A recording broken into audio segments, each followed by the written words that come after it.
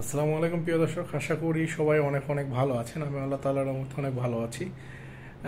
আজকে আপনাদের সাথে যে মাছটা সম্পর্কে কথা বলবো, এই মাছটার ভিডিও আমি বেশ কিছু মাস আগে একবার দিয়েছিলাম, যে আমি এই মাছটা নতুন শুরু করছি আর দেখা যাক যে কেমন লাভজনক হয় কি না, এটা নিয়ে আপনাদেরকে রিভিউ দিব বা আমি আসলে জানাবো যে মাছটা মানে কতটুক সফলতা বা সফলতা আনতে পারে আমাদের জীবনে, তো বা চাষের ক্ষেত্রে আর কি, সেইটা নিয়ে আসলে আমি মোটামুটি একটু রিসার্চ করেছি যে কতটুক এটা মানে সফলতা আনতে পারে।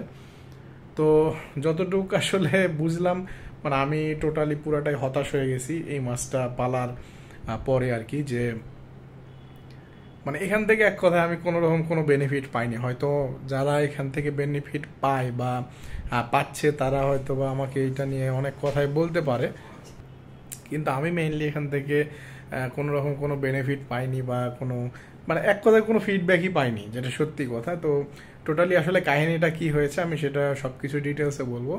তার আগে বলি, এই মাছটা হচ্ছে লবস্টার মাছ, যা বা ক্রেফিশ যেটাকে বলে, মানে আমরা সোজা বাংলায় বলতে পারি এক রকমের গলদা চিংড়ির মতো যেটা। তো যাই হোক, এই মাছটা আমি পালা শুরু করেছিলাম এবং জাস্ট দেখার জন্য এবং আপনাদেরকে রিভিউটা জানানোর জন্য যে এখান থেকে কী রকম ফিডব্যাক পাওয়া যায় বা কেমন এখান থেকে লাভ আসে, হ্যাঁ, এখানে খরচ কেমন হয়, আমি সব কিছু আসলে তখন তো ডিটেলস বলা হয়নি, আমি জাস্ট ব্রিডিংয়ের জন্য এনেছিলাম, যে দেখার জন্য যে এটা কেমন ব্রিডিং করে বা এর মানে সাকসেস রেটটা কেমন হয়, আমি সব কিছু দেখার জন্য মাছটা আমি বেশ কয়েক জোড়া এনেছিলাম, 3 জোড়ার মতো। তো যাই হোক, আমি এটা পালার পরে বললাম যেটা পুরোই আমি একদম হতাশ হয়ে গেছি এখানে, মানে টোটালি এখানে লস লস প্রজেক্ট ছাড়া আর কিছুই না। তো যাই হোক, আমি আসলে কাহিনীটা আপনাদেরকে বলি। প্রথমত আমি মাছটা এনেছিলাম, আমাকে আমি মানে 2 জোড়ার মতো প্রথমে মানে নেওয়ার কথা ছিল, ওই ভাই আমাকে এমনিতেই দিয়েছিল আর কি কয়েক পেয়ার, যে ভাই আপনি নেন, মানে এক কথা ইউটিউবে ভিডিও বানাইলে যা হয় আর কি। তো উনি আমাকে নিজে থেকেই বলেছিল যে এই কয় পেয়ার নেন, আমি তারপরেও দিয়েছিলাম, টাকা পয়সা দিয়েছিলাম, আনার খরচও দিয়েছিলাম। তো আনতে গিয়েও আমার হচ্ছে 6 পিসের মধ্যে আপনার 1 পিস মনে হয় মারা গিয়েছিল। এই মাছটার মানে একটু কম আর কি, আপনি অক্সিজেন ঠিক মতো না করলে বা প্যাকেটটা যদি ঠিক মতো না করতে পারেন, এই মাছটা একটু কষ্ট হয় টিকানো। তো যাই হোক, এটা আবার যদি পানি কম দিয়ে আপনি করে দেন সেটা আলাদা বিষয়, কিন্তু আপনার হচ্ছে গিয়া যে পানি দিয়ে আমরা যে নর্মাল যে মাছের ক্ষেত্রে যে প্রসেস সিস্টেমে পাঠায় ওইভাবে যদি দিয়ে একটু ভালো করে অক্সিজেন করতে হয়, না হলে এই মাছের সমস্যা হয়। হ্যাঁ, আর প্ল্যান্টস ইউজ করতে হয়, না হলে মাছটা টিকানো একটু কষ্ট। তো যাই হোক, হয়তো অনেকে বলতে পারেন না এটা তো বাইরের দেশ থেকে আসছে, তাহলে তখন কিছু হচ্ছে না কেন? তো ওদের প্যাকেটিং প্রসেস আর আমাদের প্যাকেটিং প্রসেস টোটালি কিন্তু আলাদা। হ্যাঁ, ওরা যেভাবে দেয় আপনার ওখানে বাতাস প্রবেশ করে, আবার আপনার মাছটা একদম দেখবেন যে হেলদি থাকে বলতে গেলে, হ্যাঁ, কিন্তু আমাদের মানে আমরা যেভাবে প্যাকেটিং করি বা যেভাবে এই মাছটাকে পাঠাই, সেটা আসলে ওই মাছের সাথে যায় না, যেটা সঠিক কথা। তো যাই হোক, উনি আমাকে মাছটা পাঠিয়েছিল, তারপরে একটা মাছে একটু প্রবলেম হয়েছিল, উনি আমাকে বলেছিল ঠিক আছে আমি আপনাকে এটা নেক্সট ডে পাঠিয়ে দিব আবার। তো যাই হোক, ওইটার খোঁজ পাত্তার নাই, কারণ অনেকেই বলে যে রিফান্ড আমরা করি, আসলে পরবর্তীতে যখন দেখা যায় যে মাছের সমস্যা হয়েছে, ওইটা কেউ গায়েই নেয় না, যে মাছটা মারা গেল, মানুষ টাকা দিয়ে নিল। আমি বেশ কয়েকটা ব্যাড রিপোর্টও শুনেছি এটা নিয়ে। তো যাই হোক, কার কাছ থেকে নিয়েছি বা কি হয়েছে আমি কোনো কিছুই বলছি না, কারণ তারও একটা রিপুটেশনের ব্যাপার আছে, আর আমি আরেকজনের সম্পর্কে ডাইরেক্ট নাম নিয়ে বলবো এটাও এটা খারাপ দেখায়। তো এটা নেওয়ার পরে আমি আসলে ক্লিয়ার জানতাম না যে এই মাছটা কি খায় বা আপনার হচ্ছে মাছের পরিচর্যা কেমন করে করতে হয় সব কিছু। আমি আবার কিছু ভিডিও টিডিও দেখলাম, অনেকের তো ভিডিও বানাই, তো আমি বাংলাদেশের ভিডিও না দেখে আমি বাইরের দেশের কিছু ভিডিও দেখলাম। তো দেখলাম যে এদের খাবার মেইনলি এরা এই প্ল্যান্টস দিলে প্ল্যান্টসগুলোও খেয়ে ফেলে, একটু সবজি টবজি খায়, আর হচ্ছে আপনার এদের যে গলদা চিংড়ি পাওয়া যায় বাজারে, হ্যাঁ, এই গলদা চিংড়িটা এদেরকে খাওয়াইতে হয়, এদের মানে মেইন খাদ্যটা ওইটা গলদা চিংড়ি। তো আমি একটু মাঝখানে চিন্তায় পড়ে গেছিলাম যে যে গলদা চিংড়ি আসলে সাধারণ মানুষ কিনে খাইতে পারছে না, 1200 টাকা কেজি, আমাদের বিশেষ করে রাজশাহীতে 1200 টাকা কেজি। তো সেখানে আমি এই মাছকে এটা কেমন করে খাওয়াই। তো আমি চিন্তা করলাম যে না, তাহলে দেশিটা খাওয়ানো যাইতে পারে, যেহেতু গলদা ওই মানে ভিতরের তো যে মাংসর যেটা মাছের যে ভিতরের অংশ এটা তো সেম, আপনার গলদাতেও যা আছে আপনার নর্মাল চিংড়িতেও তাই আছে। তো যাই হোক, খোসা ছাড়িয়ে আমি ওইটা দেওয়ার চেষ্টা করলাম যে আমার মনে হয় এইটাতে এটা মাছটা সন্তুষ্ট হবে। পরে দেখি যে না, এইটাও খাচ্ছে না, ওকে গলদাটাই দিতে হবে। পরে একবার গলদা দিলাম, দিয়ে দেখি হ্যাঁ ঠিক মতোই খাই।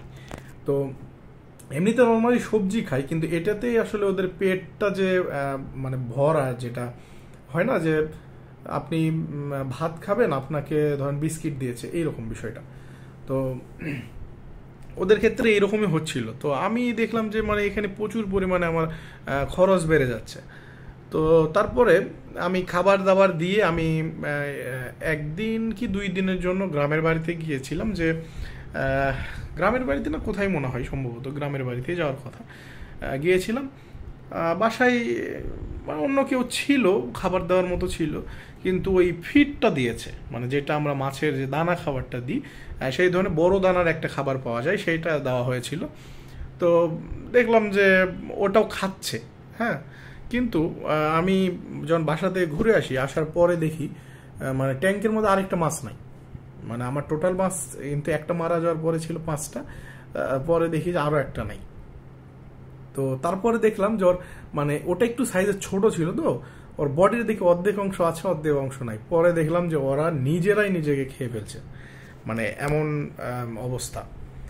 তো তখনই আসলে আমার একটু ডাউট হয়েছিল যে এই মাছটা থেকে লাভ করা একটু টাফ হয়ে যাবে, বিশেষ করে যাদের সময় এবং মানে আর্থিক অবস্থা, হ্যাঁ।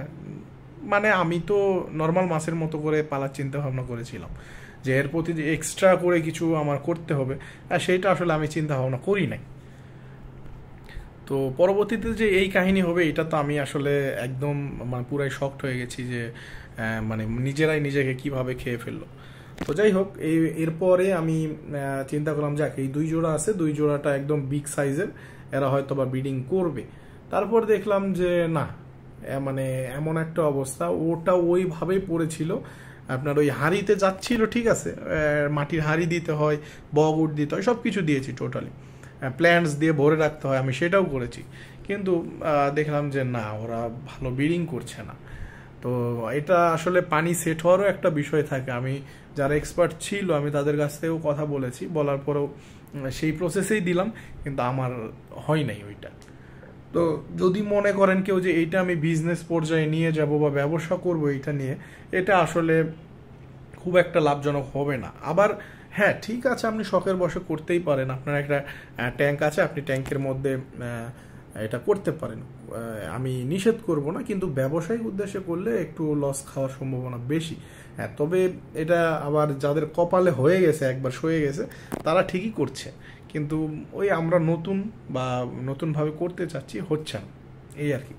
তো যাই হোক, আমি আসলে এটা দোষটা কাউকেই দিচ্ছি না, আমি হয়তো বা পরিচর্যা ভালো মতো করতে পারি নাই বা ব্রিডিংটা ভালো মতো করাইতে পারি নাই, যে কারণে এটা হয়নি। তো আমি যেটা বলবো আপনাদেরকে, যাদের হাতে সময় কম বা মেনটেন করার টাইমের অভাব আছে, আর ধরেন যে আপনার আর্থিক সমস্যা আছে, তারা এই মাছটার দিকে যাবেন না। কারণ প্রথম অবস্থাতে তো আপনাকে খরচ করতে হবে যতদিন ওর প্রোডাকশন না পাচ্ছেন। তো সেই খরচটা এফোর্ড করার মতো যদি আপনার সামর্থ্য থাকে, তবে এই মাছের দিকে যাবেন, না হলে আমি বলবো যে এখান থেকে সরে আসাটাই বেটার। ঠিক আছে, তো এইটাই হচ্ছে মেন বিষয়। অনেকে এটা রিভিউ চাচ্ছিলেন, আমি তো আসলে টোটালি না জানার মানে পর্যন্ত তো আপনাদেরকে বলতে পারি না যে এটার যেই সমস্যা। তা আমি যেইগুলো প্রবলেম ফেস করেছি, হয়তো বা যারা নতুন নিয়েছেন আমার মতো, তারা হয়তো বা এই প্রবলেমগুলো ফেস করার কথা সম্ভবত, কারণ যেহেতু আমার সাথে হয়েছে, আপনাদের সাথেও হওয়ার কথা এইরকমই। হ্যাঁ, কারণ আমিও নিউ ছিলাম, আপনারা হয়তো বা নতুন নিয়েছেন। আবার অনেকে পালছে, একবারে যে এটা করছে না তা না, করছে, কিন্তু সেই রকম না, মানে মার্কেটে, বাংলাদেশের মার্কেটে যে হিউজ চলছে সেই রকম না। তো আর এইটার মধ্যে আবার ব্যাপার আছে, ধরেন যেগুলো ইম্পোর্টেড আছে এইগুলো নেওয়ার পরে অনেক সময় ওই কালারটা নষ্ট হয়ে যায়, যে মেইন কালার থাকে আপনার ব্লু কালার বা রেড কালার যেটাই বলেন না কেন, আপনি নেওয়ার পরে দেখবেন যে কালারটা চলে গেছে সাধারণত। আর আমাদের দেশি যেইগুলা আপনার ব্রিড করানো হয় এইগুলোর তো কালার একদম কড়া কালার আসে না, তো হালকা ব্লু আসে বা হালকা ধরেন যে আপনার রেড আসে। হ্যাঁ, তো যেইগুলো বাইরের দেশ থেকে আসে এইগুলোর প্রথম যখন আসে তখন কালার সুন্দর থাকে, বাট ধীরে ধীরে কালারগুলো নষ্ট হতে থাকে। তো এই আসলে একটা ব্যাপার আছে। আর এটার আবার ধরেন যে আপনার পানির তাপমাত্রার একটা বিষয় আছে, আপনার পানি যদি গরম হয়ে যায় এই মাছটাকে টিকানো খুবই কঠিন। হ্যাঁ, তো শীতের মধ্যে মোটামুটি মাছটা দেখলাম ভালোই থাকে, কোনো প্রবলেম হয় না। তো যাই হোক, আপনাদের যদি মনে হয় যে না আমি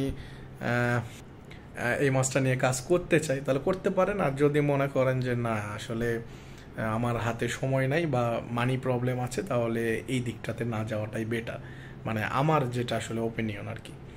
তো আসলে যারা এই বিজনেস করছেন তারা আবার কিছু মনে করেন না, কারণ আমি পার্সোনালি কাউকে কিছু বলি না, আমি আমার অভিজ্ঞতা বা আমার যে যে প্রবলেম আমি ফেস করেছি আমি সেইটাকে তুলে ধরলাম।